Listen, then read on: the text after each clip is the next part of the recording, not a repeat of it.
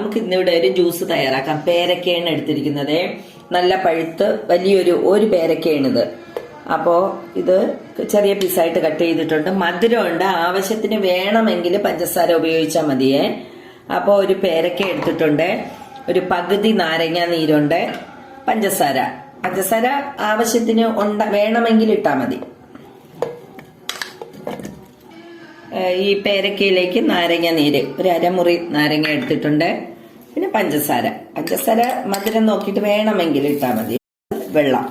എന്നിട്ടിത് മിക്സിയിൽ നന്നായിട്ട് അരച്ചെടുക്കാം. നമുക്കിനി അരിച്ചൊഴിക്കാം.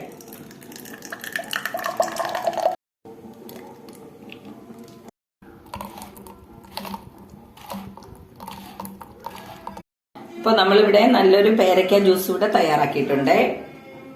അപ്പൊ എല്ലാവരും ട്രൈ ചെയ്ത് നോക്കണം. വീഡിയോ ഇഷ്ടപ്പെട്ടിട്ടുണ്ടെങ്കിൽ ലൈക്ക് ചെയ്യണം, ഷെയർ ചെയ്യണം, സബ്സ്ക്രൈബ് ചെയ്യണം. Okay, thank you.